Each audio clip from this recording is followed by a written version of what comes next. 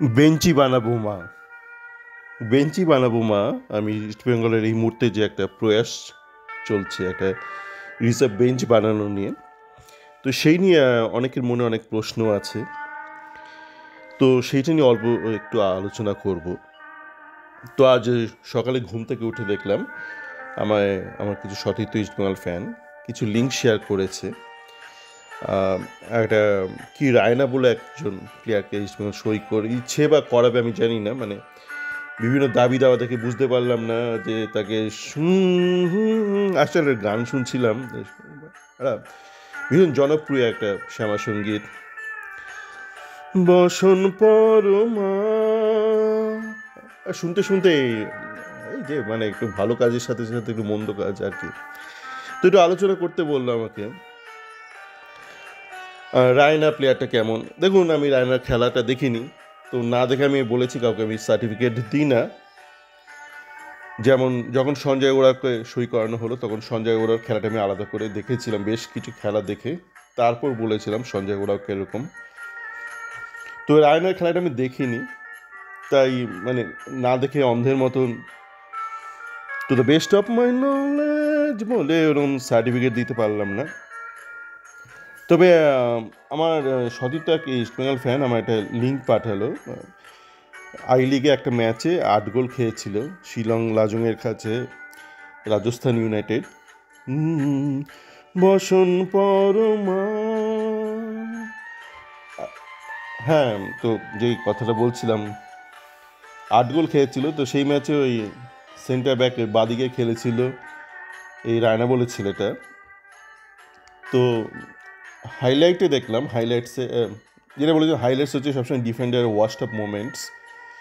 তো সেখানে দেখলাম একটা হাত ফাত ধরে টানাটানির চেষ্টা করলো, পারলো না, তো গোল খেয়ে গেল একটা গোল।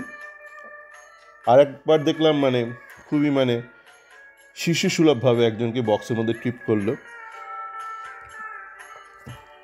তার থেকে পেনাল্টি হলো, আরেকটা গোল খেলো, মানে 8টা গোলের মধ্যে 2টো গোলে ক্ষেত্রে মানে সরাসরি অ্যাসিস্ট ছিল, মানে বিপক্ষকে অ্যাসিস্ট করেছিল এই রায়না বলে প্লেয়ারটা। মানে এর যা বয়স দেখলাম, কাগজে কলমে যা বয়স দেখলাম, আমি এমনি যেহেতু ভারতের বিভিন্ন রাজ্যে থেকেছি কর্মসূত্রে, তো আমি পশ্চিমবঙ্গ থেকে ইস্যুড বার্থ সার্টিফিকেট ছাড়া আমি বাকি রাজ্যের বার্থ সার্টিফিকেটে খুব বেশি মানে কনফিডেন্টলি আমি সেগুলো বিশ্বাস করি না, মানে আত্মবিশ্বাসের একটু অভাব থাকে আমার মধ্যে। তো কাগজে কলমে কিন্তু এই ব্যক্তির আইএসএল শুরুর আগে 25 বছর বয়স হবে। তো কেমন দেখুন, হাইলাইটস আমি বারবার বলেছি যে স্ট্রাইকারদের বেস্ট অফ মোমেন্টস থাকে, তাদের ওয়ার্স্ট অফ মোমেন্টসগুলোকে এডিট করে রাখা হয় না, যেহেতু পাবলিক স্ট্রাইকারদের গ্লোরিয়াস মোমেন্টস দেখতে চায়।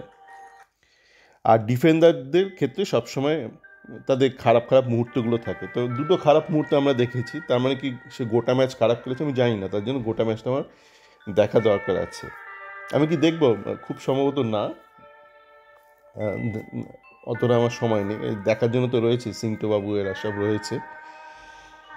তাই তবে আরও একটা ব্যাপার বলি, ধরুন গোটা ম্যাচ বাজেও খেললো, তবু তো আমাদের কাছে এরকম উদাহরণ আছে যে ভাস্কর গাঙ্গুলি 5 গোল খেয়েছিল, 4টে গোল খেয়েছিল বোধহয় ভাস্কর 1975-এ যেই খেলাটাতে মোহনবাগান ইস্টবেঙ্গলের কাছে 5 গোল খেয়েছিল, তাতে ভাস্কর খুব সম্ভবত যতটা আমার মনে আছে 4টে গোল খেয়েছিল। আমি দেখিনি ম্যাচটা, মানে রেকর্ড যতটা আমার মনে আছে।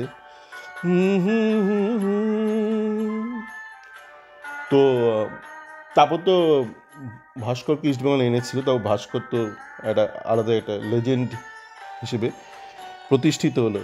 তো এই ভদ্রলোক, এই মরকান্ত না কি যেন এনার নাম, রায়না, এ যদি বাজেও খেলে থাকে, ধরলাম গোটা গত আই লিগ বাজে খেলেছে, তাতেও কিন্তু এর প্রতিষ্ঠিত হওয়ার সম্ভাবনাটা শূন্য হয়ে যাচ্ছে না। শুধু একটাই সমস্যা, যে ভাস্কর গাঙ্গুলি 4 গোল খাওয়ার পরের মরশুমে কিন্তু দাঁড়াতে পারেনি। তেমন হতেই পারে যে এই ব্যক্তি হয়তো দাঁড়ালো, হয়তো 5 বছর বাদে গিয়ে দাঁড়ালো, হতেই পারে। তো সেই সম্ভাবনাটা কিন্তু থেকে যাচ্ছে। আরও একটা প্লেয়ারকে আমরা বোধহয় সই করিয়েছি না করাইনি আমি বুঝতে পারছি না, এমনভাবে কেউ কেউ লেখে যে সই করানো হয়ে গেছে, কেউ কেউ বলছে সইয়ের দিকে ব্যাপারটা এগোচ্ছে, ধাবমান।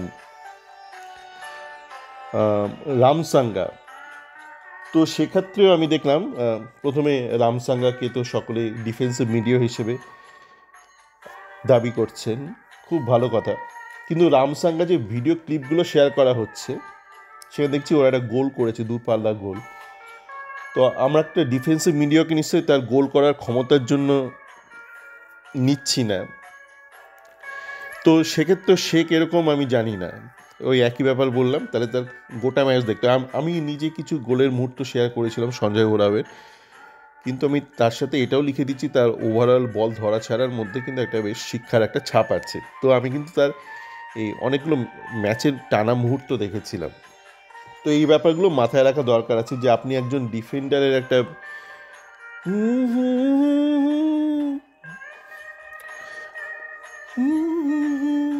প্রসাদ হয়েছে পাগল, পাগল হয়ে যাচ্ছি মানে গান শুনে তো অবশ্যই। আর এই যে ইস্টবেঙ্গল ফ্যানদের, সতীর্থ ফ্যানদের এটা ওটা আলোচনা শুনে আমার আরও একটা ব্যাপারে একটা প্রশ্ন ছিল যে ইস্টবেঙ্গলের যে যিনি কোচ এই মুহূর্তে, কাগজে কলমে যিনি কোচ, সেই স্প্যানিশ ব্যক্তি অস্কার, তো উনি গত বছর বাংলাদেশ থেকে ওনার সাথে সতীর্থ একজন কাজ করেছিলেন, ওনার নামটা হ্যাভিয়ার নাকি যেন নাম ওনার। তো ওনাকে নিয়ে এসেছিলেন স্ট্রেংথ অ্যান্ড কন্ডিশনিং কোচ হিসেবে। তো উনি এই মুহূর্তে কোথায়? ইস্টবেঙ্গলের যে সিএফএল স্কোয়াডে ট্রেনিং শুরু হয়েছে, এখান থেকে তো অনেকেই আমরা জানি আইএসএল স্কোয়াডে যাবে, মানে আইএসএল স্কোয়াডেরও কিছু জুনিয়র ছেলে এখানে রয়েছে এই মুহূর্তে, এবং এখানে পারফরমেন্সের ভিত্তিতে অনেকেই হয়তো আইএসএল স্কোয়াডে যাবে। তো এদের ফিটনেস ট্রেনিংটা কে দেবে? মানে ওই হ্যাভিয়ার ব্যক্তি নেই, উনি কোথায় এই মুহূর্তে? দেখুন না, আপনি জীবনে পরিশ্রম করবেন না, আবার অসত এই করলে কিন্তু এগোবে না। এই যে ভারতীয় ফুটবল কেন এতটা পিছিয়ে এবং আরও পিছিয়ে যাচ্ছে, মানে তৃতীয় বিশ্ব থেকে চতুর্থ বিশ্বের, মানে ফুটবলের বিশ্ব বলছি, আমি দেশের কথা বলছি না। ফুটবলে যে তৃতীয় বিশ্ব আছে তার থেকে কিন্তু ক্রমে ক্রমে আরও পিছোতে পর চতুর্থ বিশ্বের দিকে চলে যাবে। আপনার মধ্যে যদি মানে সততা, দক্ষতা দুটোই না থাকে, তাহলে কিন্তু সর্বনাশ অনিবার্য আপনার ক্ষেত্রে, আপনার জীবনে, আপনার ব্যক্তিগত জীবনেও একই ঘটনা ঘটবে। তো এই ব্যক্তিটি কোথায়? ইনি আসছেন না কেন? মানে একে কি আমরা মানে ঘন্টা বেসিসে নিয়োগ করেছি, মানে ঘন্টা প্রতি নিয়োগ কি, মানে নাকি উনি বিশাল কোনো ব্যক্তি, মানে গোটা মরশুম উনি বার্সেলোনা, রিয়াল মাদ্রিডে ট্রেনিং দেন, আর ওই আইএসএল শুরুর প্রাক মুহূর্তে উনি চলে আসেন বা চলে আসবেন রাদার, এসে আমাদেরকে কৃতার্থ করবেন। এইগুলো থেকে বেরিয়ে আসতে হবে। আপনি গাল ভরা কর্পোরেট এই সেই অনেক কিছু বলবেন, কিছু হবে না। আপনাকে কাজের কাজটা করতে হবে জীবনে, ফাঁকতালি দিয়ে জীবনে কিছু হয় না। তাই বলবো যে এই ব্যাপারগুলোর দিকে একটু মনোনিবেশ করার প্রয়োজন আছে, সকলের প্রয়োজন আছে। ইস্টবেঙ্গল সমর্থকরা তো চুপ, ইস্টবেঙ্গল সমর্থকরা যাকে চেনে না তাকে নিয়ে লাফালাফি শুরু করে দেয়। আমি তো বললাম এই রায়না ব্যক্তি, একে প্রমাণ করতে দিন নিজেকে। আমি জানি না, সত্যি জানি না একে এরকম ব্যক্তি, কিন্তু আপনি জানেন না মানে আপনি কিছু ভালো কিছু জানবেন, সেটা অপটিমিজম নয়, সেটা নির্বুদ্ধিতা। আপনি যার সম্পর্কে কিছুই জানেন না সে দারুণ কিছু করবে, এটা হচ্ছে কি বলে, যেই রাজনৈতিক কারণেই একটা দেশ অনন্তকাল তৃতীয় বিশ্ব হয়ে থাকে। আপনি প্রশ্ন করতে ভুলে যান, প্রশ্ন করেন না, আরে বিশ্বাস করেন, কাউকে কিছু প্রমাণ করার মাইলস্টোন চান না কারো কাছে, যে ঠিক আছে তুমি বললে একটা ভিশন বললে 2047 আপনাকে কোথাও পৌঁছতে গেলে আপনি তো দুম করে তো এই গুপি বাঘাবাইনের মতন হাততালি দিয়ে পৌঁছে যাবেন না, আপনাকে তো এগোতে হবে, আপনাকে ক্রমশ একটা এগোতে হবে জীবনে। আপনি বলছেন আমি দুদিন বাদে আমি দিল্লি পৌঁছে যাবো, এই মুহূর্তে কলকাতায় আছি, তা আপনি যদি কলকাতা থেকে দিল্লি কীভাবে যাবেন? ফ্লাইটে যাবেন, হেঁটে যাবেন, গাড়িতে যাবেন, বাসে যাবেন?